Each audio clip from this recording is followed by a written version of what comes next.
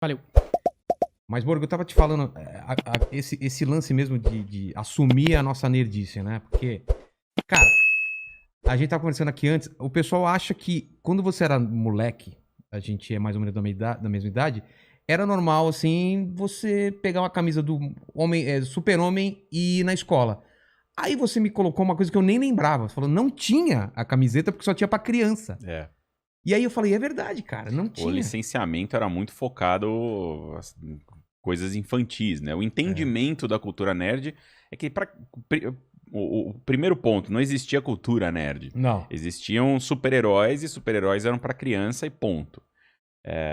Aí, tipo, beleza, começou aquela coisa do final dos anos 80, né? Tipo, putz, Cavaleiro das Trevas, Watchmen. A parada começou a ficar. Começou a sair no jornal. Falou, pô, agora quadrinho é negócio pra criança. Daí o cara lia o que todo mundo tava dizendo, pô, agora tem status de literatura. Né? Era o tipo de. Novel, né? Graphic Novelas novel, gráficas. aí começam a sair as paradas do Will Eisner, né? Ser reeditada. Então, e aí os quadrinhos começam a entrar nessa coisa, né? Trazer pro mundo um pouco mais. Pro mundo um pouco mais adulto. E aí.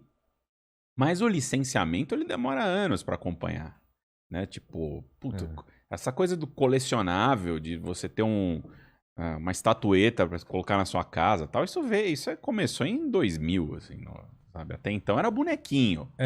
Era o bonequinho, você tinha o bonequinho e beleza. Pra criança, Era uma parada assim, não tinha um colecionável, não existia o colecionista de coisa dessa, de coisa de cultura pop. Então era muito. Era escasso, né? Era super escasso. Mas como foi sua infância? Eu nunca vi entrevista sua tal falando exatamente onde você cresceu, como que eram as suas referências. Você nasceu onde eu como você caiu? Aqui em São Paulo, nasci em São Paulo mesmo, mas a minha família mudou muito cedo para Arujá, que é 40 quilômetros de São Paulo, depois do aeroporto de Guarulhos. A referência é passa o aeroporto, vai mais um pouco, segue, aí cai lá para Arujá. Lá pela Ayrton Senna ou não? Nem existia Ayrton Senna, né? Quando eu era moleque não existia. Eu lembro que foi um grande acontecimento, assim, quando o Ayrton Senna inaugurou, meu pai falou, puta, vamos para São Paulo pela Ayrton Senna.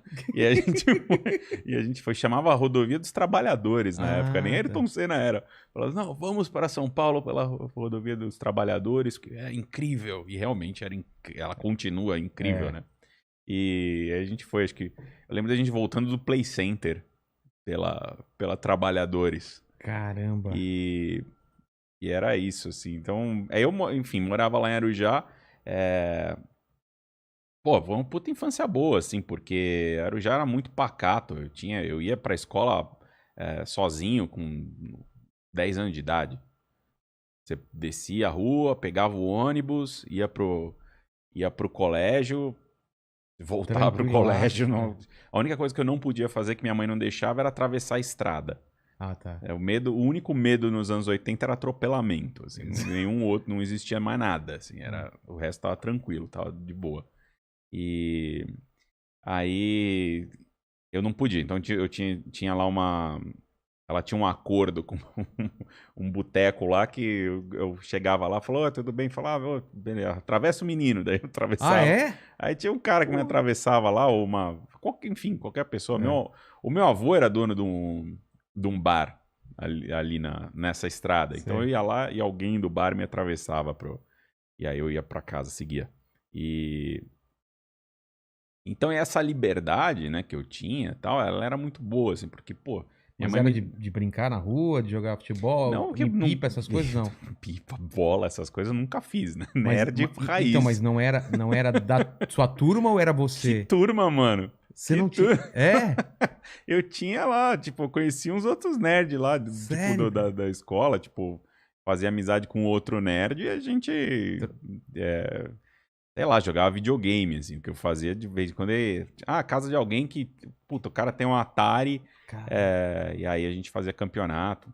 Eu ia muito na casa do meu vizinho, e o meu vizinho, mas lá... As pessoas iam muito pra Arujá de fim de semana, né? Era meio aquela cidade de veraneio, assim, né? A galera ia pra lá porque todo mundo morava em São Paulo, mas ia pra lá porque as casas tinham piscina e tal. Uma chácara, assim. Né? Tipo, as pessoas iam pra lá pra esquecer São Paulo, assim, no fim de semana. Mas eu morava lá, então, tipo, durante a semana eu não tinha muitos amigos, assim. Entendi. E aí tinha esse cara, que é, puta, meu amigo até hoje, o Bigato, que a gente sempre ficava trocando ideia no fim de semana, assim. Foi um cara que a gente... É engraçado, né, cara? Porque nessa época você não tinha internet, você não tinha nem... Mal tinha revista pra você se atualizar das coisas. Então você descobria muita coisa por curiosidade, né? Então, lembro que a gente ouvia muita música. O pai dele era baterista numa banda da Jovem Guarda, do The Jordans. Então ele tinha muito LP, muito disco de rock, dos anos 60 e tal. E aí... Eu, sei lá, eu nem lembro o que eu ouvia. Eu ouvia rádio. O que eu ouvia que tocava na rádio, sei lá. O que tocava seu... U2. Acho que eu tocava U2, Michael Jackson, Madonna, sabe? Essas coisas tocavam nos anos 80. E aí... O cara falou, puta, tem um negócio que é muito bom que é rock. Eu falei, caralho, o que é rock? E que meu pai ouvia Elvis Presley, gostava de Elvis e tal, gostava muito de Beatles, aí que eu ia falar, é aquilo que meu pai gosta. Mas ele falou, não, mas tem umas paradas diferentes. Aí a gente ficava fuçando na coleção do pai dele, ele gravava fita e a gente ouvia.